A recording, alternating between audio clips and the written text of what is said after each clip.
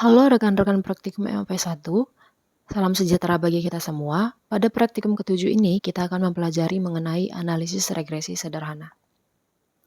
Nah, apa itu analisis regresi? Analisis regresi itu merupakan salah satu metode analisis yang digunakan untuk mengetahui pengaruh dari satu variabel atau variabel independen terhadap variabel lainnya, yaitu variabel dependen, serta untuk mengetahui bentuk hubungan tersebut. Dalam analisis regresi sederhana, hubungan antar variabel bersifat linear pada saat perubahan pada variabel X atau variabel independen akan diikuti oleh perubahan pada variabel Y secara tetap. Sedangkan pada hubungan non-linear, perubahan variabel X tidak diikuti dengan perubahan variabel Y yang proporsional. Nah, di dalam aplikasi SPSS itu sendiri, regresi merupakan sebuah proses memasukkan seperangkat prediktor atau variabel independen ke dalam persamaan regresi untuk menjelaskan variabel tersebut. Nah, selanjutnya ada 4 metode analisis regresi pada aplikasi SPSS. Yang pertama itu adalah metode enter. Pada metode enter ini, seluruh variabel prediktor atau independen tersebut dimasukkan ke dalam analisis secara sekaligus. Yang kedua itu metode stepwise. Pada metode stepwise ini, variabel prediktor itu dimasukkan secara bertahap berdasarkan nilai F yang signifikan. Proses memasukkan itu dikombinasi dengan mengeliminasi prediktor yang tidak signifikan, yaitu signifikan F di atas dari 0,01. Yang kemudian itu ada metode forward. Pada metode forward ini, variabel prediktor itu dimasukkan secara bertahap berdasarkan korelasi parsial terbesar. Nah, proses metode ini akan dihentikan ketika prediktor-prediktor baru itu memiliki nilai signifikan di bawah 0,05. Terakhir itu ada metode backward. Pada metode backward ini, variabel prediktor itu dimasukkan semuanya, kemudian dieliminasi satu persatu hingga tersisa prediktor yang signifikan. Variabel yang memiliki nilai signifikan F di atas 0,01 akan dieliminasi. Nah, untuk lebih paham, mari kita simak video tutorial menggunakan SPSS berikut yang akan dijelaskan oleh rekan asisten saya, Fajrul. Terima kasih. Selanjutnya kita masuk pada tahap analisis menggunakan SPSS. Pada praktikum kali ini kita menggunakan 10 variabel, yaitu variabel kabupaten atau kota yang ada di Jawa Barat, jumlah penduduk Provinsi Jawa Barat tahun 2006, produksi padi Provinsi Jawa Barat tahun 2006, jumlah ternak keluar Provinsi Jawa Barat tahun 2006, dan sebagainya sampai PDRB kabupaten atau kota Provinsi Jawa Barat pada tahun 2006. Hal yang pertama kita lakukan adalah memasukkan variabel yang kita gunakan pada variabel view. Kemudian, masukkan data-data variabel pada data view. Untuk melakukan analisis kali ini, langkah-langkahnya seperti berikut. Klik analisis, kemudian pilih regresi, dan pilih linear. Pada variabel dependent, masukkan PDRB. Kemudian pada variabel independence, masukkan semua variabel kecuali kabupaten dan atau kota dan juga variabel PDRB. Untuk metodenya kita pilih stepwise. Kemudian pilih statistik. Kita pilih estimates, model fit, R-square change, deskriptif, dan collinearity diagnostic. Kemudian untuk residual sah kita pilih Durbin Watson. Pada plots kita masukkan JPRED pada scatter Y dan JREASID pada scatter X. Kemudian pada standaris residual plots kita pilih normal probability plot. Pada save, pada menu predicted values kita pilih standaris dan SA of means prediction. Kemudian pada residuals kita pilih standaris dan pada prediction interval kita pilih min. Pada case labels ini kita masukkan variabel kabupaten atau kota.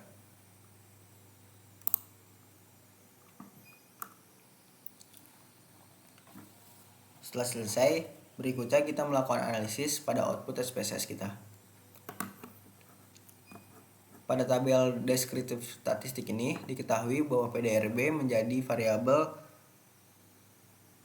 kriteria dengan nilai min sebagai berikut dan standar deviasi sebagai berikut.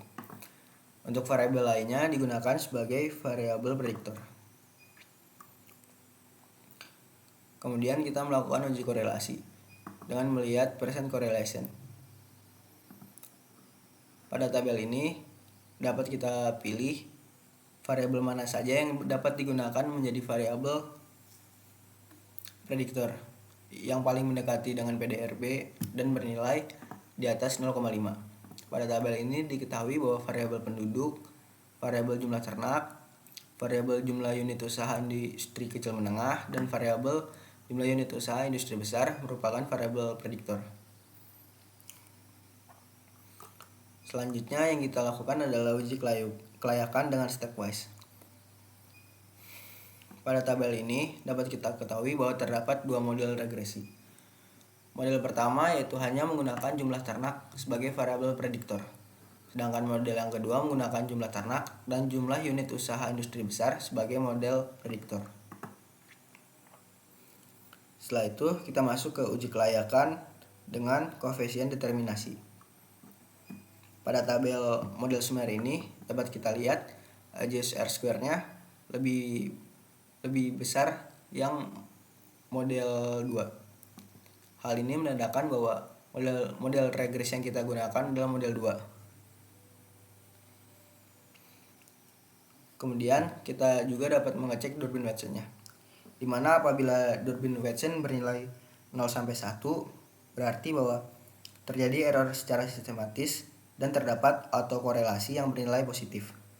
Apabila Durbin-Watson bernilai 1 sampai 2, maka terjadi error yang tidak sistematis dan tidak terjadi autokorelasi. Sedangkan untuk Durbin-Watson yang bernilai 2 sampai 4 menandakan bahwa error terjadi secara sistematis dan terdapat autokorelasi yang bernilai negatif.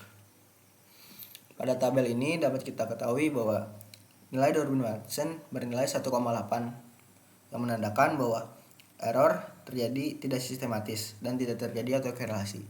Hal ini menandakan bahwa model regresi kedua ini dapat kita lanjutkan.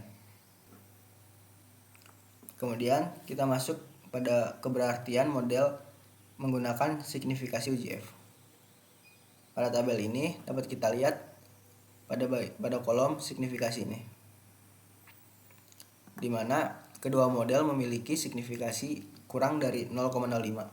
Pada model 1 memiliki signifikasi 0,01 dan pada model 2 memiliki nilai 0,00. Meskipun nilai signifikasi lebih besar di model 1, namun melihat dari AJSR square yang di model Sumeri ini, model yang kita gunakan tetap menggunakan model regresi yang kedua. Hal yang kita lakukan selanjutnya adalah menentukan pola hubungan dari model regresi. Karena kita menggunakan model regresi yang kedua ini, maka dapat disimpulkan bahwa kita akan menggunakan rumus seperti ini. Dari hasil analisis ini dapat kita ketahui bahwa kuantitas yang digunakan sebesar segini, kemudian untuk angka yang digunakan untuk B1 sebesar segini, dan untuk jumlah unit usaha individu sebesar sekian.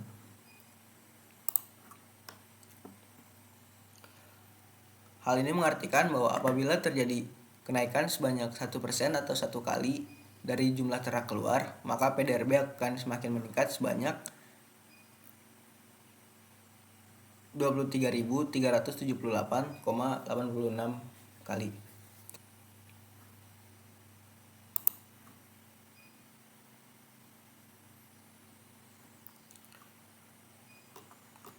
Selanjutnya, kita akan melakukan uji kriteria estimasi hubungan dengan melihat least square-nya. Dari tabel collinearity diagnosis ini dapat kita lihat pada model regresi kedua yang memiliki nilai eigenvalue lebih dari 1 terdapat pada dimensi 1. Hal ini menunjukkan bahwa dimensi yang diambil adalah dimensi 1. Kemudian kita juga dapat menentukan apakah terjadi multikolinearitas pada dimensi 1 ini. Dilihat dari condition index-nya. Condition index ini apabila jumlahnya lebih dari 15, maka dapat disimpulkan bahwa terjadi atau terdapat multikolinialitas pada dimensi ini. Pada kasus ini, condition index bernilai 1, yang mengartikan bahwa tidak terjadinya multikolinialitas, yang dapat disimpulkan bahwa analisis menggunakan model regresi kedua dapat dilakukan.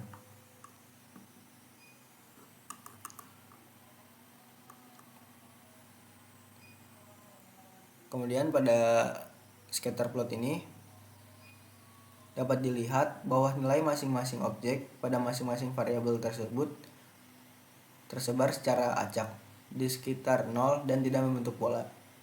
Ini menunjukkan bahwa regresi standar residual tidak membentuk pola khusus, sehingga dapat disimpulkan bahwa model regresi tersebut layak digunakan untuk memprediksi nilai PDRB Provinsi Jawa Barat. Kemudian untuk diagram normal p-plot yang ini dapat dilihat bahwa persebaran nilai dari masing-masing variabel prediktor terhadap masing-masing objek memiliki jarak yang tidak begitu berjauhan dengan garis normal, atau bisa dikatakan hampir mendekati garis normal. Maka dapat disimpulkan bahwa model regresi tersebut memiliki selisih antara kuadran jarak titik-titik variabel dengan garis normal yang kecil, atau bisa dikatakan model regresi tersebut memiliki error yang kecil, sehingga model ini dapat memprediksi nilai PDRB dengan baik karena memiliki error yang lebih kecil. Sekian yang bisa saya sampaikan. Terima kasih.